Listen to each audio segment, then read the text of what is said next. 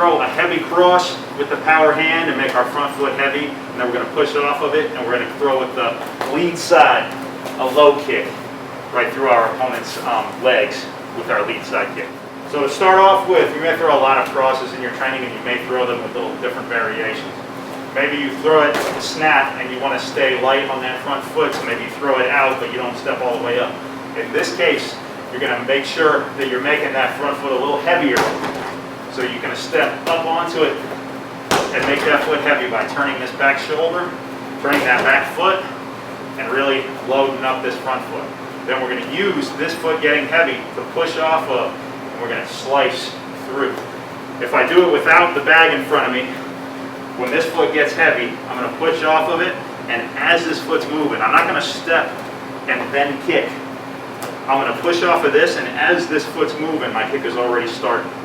So I go, and then I chop over like that. What we're looking for is a nice upside down Nike swoosh, so that by the time we're going through the leg, we're either going straight across or even down through our target.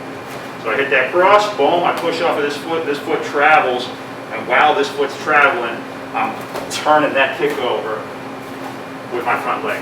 So we've got one, and we've got two.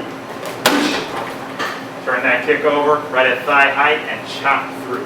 One, and two. Notice I swing through, boom. The return of this side swings that other side harder, bang, and make sure that I really turn over that front side kick. One,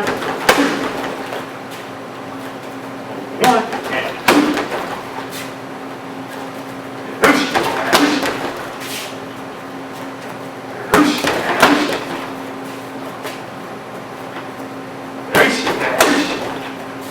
Alright, now we're going to make it a bit longer. We're going to instead go jab to the head, jab to the body here, boom.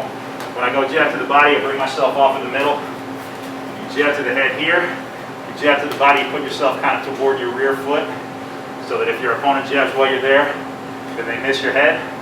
And then instead of coming straight back up with the cross, you put a little arc on it and come up over.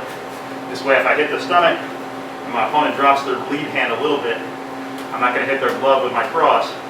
I'm going to arc over that glove and hit that overhand, a little bit of an overhand. So one here, two here, three here, and then I'm going to finish off with that same chop kick with the lead leg like before. So now I've got 1, 2, 3, 4. Return. 1, 2, 3, 4. Return. 1, 2, 3, 4. And return. And now that we got those two, you can cap anything that ends with a right hand straight or a right hand overhand. You can cap off with that chop kick with that front leg. Okay? So let's say I go jab cross, hook cross. 1, 2, 3. Make sure you're coming hard onto that front foot with that cross. Boom, and loading it. Wow, come through with that chop kick. Okay? 1, 2, 3, 4. Wow, chop with that front leg.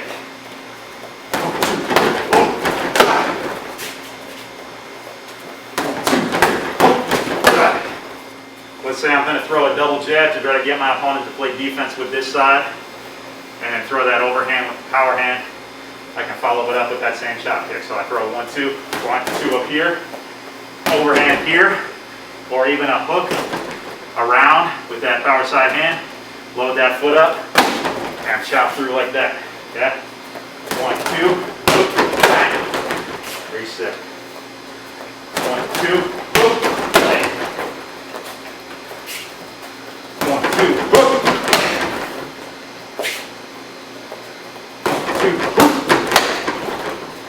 Alright, that's it, guys. Have fun with it. Make sure when you're throwing this style of low kick with your lead side, the whole idea is to load that foot up. So when you throw that rear hand, whether it's an uppercut, straight, overhand, a hook, you want to make sure that that foot is really loaded so that you can launch off of it and really chop down through those legs. Alright?